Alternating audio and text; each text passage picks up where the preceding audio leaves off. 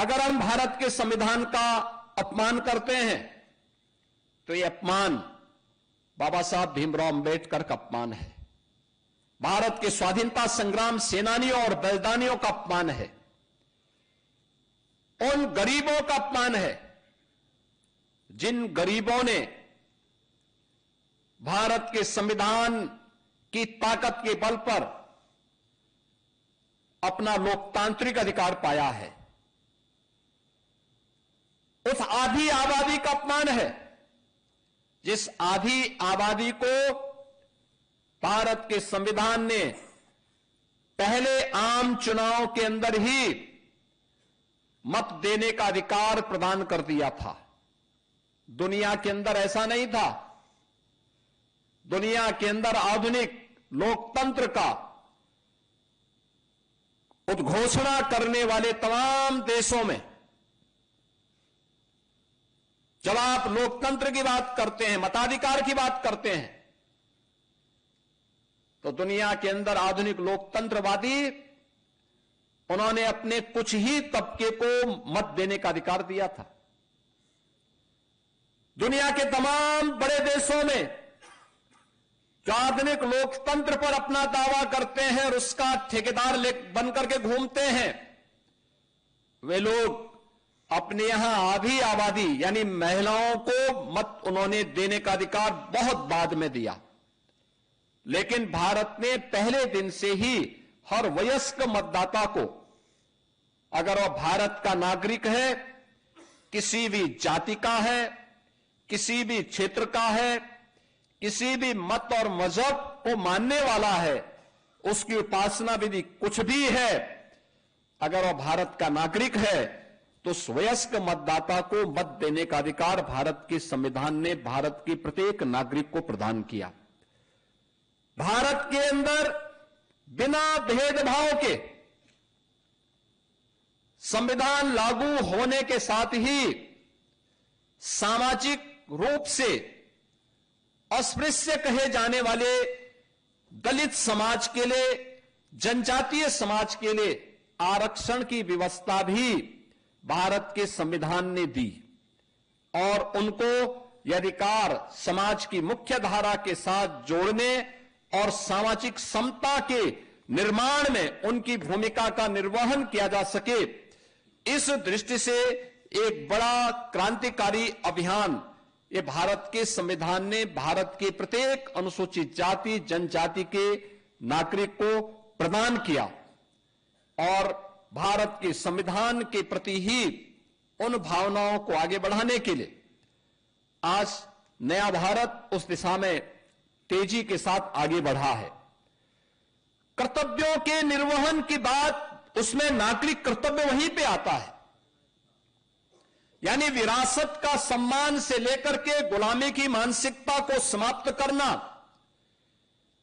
सैनिकों का और वर्दीधारी फोर्स का सम्मान देने के साथ ही सामाजिक एकता और समता के लिए कार्य करने के साथ ही नागरिक कर्तव्य हमारे लिए उतना ही महत्वपूर्ण है। हम जिस क्षेत्र में काम कर रहे हैं, एक छात्र अगर ईमानदारी के साथ अपने छात्र के कर्तव्य का निर्वहन करता है तो मान करके चलिए कि वो भारत के संविधान को सम्मान कर रहा है। अगर एक शिक्षक ईमानदारी से अपने कर्तव्यों का निर्वहन करते हुए अपने उत्तरदायित्वों को पूर्ण कर रहा है, इसका मतलब वह भारत के संविधान का सम्मान कर रहा है। एक व्यापारी ईमानदारी के साथ अपने व्यापार कार्य को संपन्न कर रहा है तो ये मान करके चलिए कि वह भारत के संविधान को सम्मान दे रहा है। अगर एक शासकीय सेवा में कार्य करने वाला कोई कार्मिक ईमानदारी के साथ अपने उत्तरदायित्वों का निर्वहन कर रहा है तो यह मान करके चलिए कि अपने नागरिक कर्तव्यों का ईमानदारी पूर्वक निर्वहन करते हुए भारत के संविधान के प्रति अपनी सच्ची निष्ठा का ईमानदारी पूर्वक निर्वहन भी कर रहा है। लेकिन अगर कोई व्यक्ति चाहे वह किसी भी पद पर है, अगर वह ईमानदारी के साथ अपने उत्तरदायित्वों का निर्वहन नहीं कर रहा है तो इसका मतलब वह भारत के संविधान का अनादर कर रहा है, वह भारत के स्वाधीनता संग्राम सेनानियों का निरादर कर रहा है। अगर वह भारत की विरासत का अपमान करता है तो यह केवल विरासत का अपमान नहीं, बल्कि यह भारत के स्वाधीनता संग्राम सेनानियों, उन हुतात्माओं, बलिदानियों का भी अपमान है जिन्होंने अपना सर्वस्व न्यौछावर देश की आजादी के लिए किया था। अगर वह एक यूनिफॉर्मधारी फोर्स का अपमान कर रहा है, उनके विरुद्ध टिप्पणी कर रहा है, तो यह अपमान भारत के संविधान का भी अपमान है, यह भारत के स्वाधीनता संग्राम सेनानियों का भी अपमान है, यह भारत की व्यवस्था का भी अपमान है। अगर वह व्यक्ति गुलामी की मानसिकता को धारण करने के लिए भारत के नागरिकों को बाध्य कर रहा है या किसी भी तबके को उस मानसिकता के साथ संचालित करने का प्रयास कर रहा है, तो मान करके चलिए कि वह भारत का अपमान कर रहा है, भारत के स्वाधीनता संग्राम सेनानियों, भारत के नागरिकों का अपमान कर रहा है। अगर समाज में जाति के नाम पे, क्षेत्र के नाम पे, भाषा के नाम पे विद्वेष की खाई को चौड़ा करके अराजकता और अव्यवस्था पैदा करने का प्रयास कर रहा है, तो ये मान करके चलिए कि वो भारत का अपमान कर रहा है, भारत की उस एक बार फिर से उन स्थितियों की ओर ले जाने का प्रयास कर रहा है जो भारत को कमजोर कर रहा है। यह भारत के संविधानविदों का, भारत के संविधान निर्माताओं का अपमान है, बाबा साहब भीमराव अंबेडकर का अपमान है। और जब हम अपने कर्तव्यों का ईमानदारी पूर्वक निर्वहन नहीं करते तो यह भी एक प्रकार से संविधान निर्माताओं का अपमान है। जब एक छात्र ईमानदारी से अपना पाठ समय पे पूरा नहीं करता तो अपने उन महापुरुषों का अपमान कर रहा है। जब एक शिक्षक ईमानदारी से अपने छात्र को संस्कारित नहीं कर पा रहा है तो मान करके चलिए कि वह बाबा साहब भीमराव अंबेडकर और संविधान निर्माताओं का अपमान कर रहा है। जब एक सरकारी कार्मिक अपने पत्रावली का समय से निस्तारण नहीं करता है, ये मान करके चलिए कि वह भारत के संविधान निर्माताओं का अपमान कर रहा है, उनका अनादर कर रहा है, भारत के संविधान का अनादर कर रहा है। और ये पंच प्रण इसलिए प्रधानमंत्री जी ने विकसित भारत के लिए, भारत के प्रत्येक नागरिक के लिए आवश्यक माने। इसका आधार हमारा संविधान है, भारत का संविधान, भारत के संविधान की वो मूल प्रति, उस संविधान की मूल प्रति को जिसे 26 नवंबर 1949 को बाबा साहब भीमराव अंबेडकर की नेतृत्व की ड्राफ्टिंग कमेटी ने संविधान सभा को सौंपा था, उस प्रति को अगर आप देखेंगे, और मैं तो मानता हूं कि हर भारतवासी के घर में वह प्रति होनी चाहिए और उसकी प्रस्तावना का वाचन हर परिवार में होना चाहिए। हो सकता है कि विस्तृत संविधान को हर व्यक्ति पढ़ ना पाए, उसके एक एक बंद और उपबंध के बारे में, धारा उपधारा के बारे में वह जानकारी न लेना चाहता हो, लेकिन हमें उसकी उस मूल प्रस्तावना के साथ साथ उसके भाव क्या हैं, आप देखेंगे भारत के मूल संविधान में पुष्पक विमान से अयोध्या के लिए भगवान श्री राम माता सीता के साथ आता हुआ चित्र भी उसमें लगा हुआ है। महाभारत के युद्ध में श्री कृष्ण के द्वारा गीता के उपदेश का भी चित्र उसमें स्थापित है। महात्मा बुद्ध से लेकर के सम्राट अशोक और उन महान महापुरुषों के चित्रों को उसके माध्यम से देने का, भारत की इस विरासत के प्रति गौरव की अनुभूति करने का अवसर भी दिया गया है। ये सभी चीजें हमें बताती हैं कि भारत का संविधान हमें विरासत के प्रति सम्मान देने का भाव हमारे मन में व्यक्त करता, हमारे मन में इस प्रकार के भाव को पैदा करने का प्रयास कर रहा है। लेकिन हम आज भी उन चीजों से अपने आप को हटते, कहीं ना कहीं उससे विमुख होते हुए दिखाई देते हैं। और इसलिए आज का दिन हम सबके लिए अत्यंत महत्वपूर्ण है।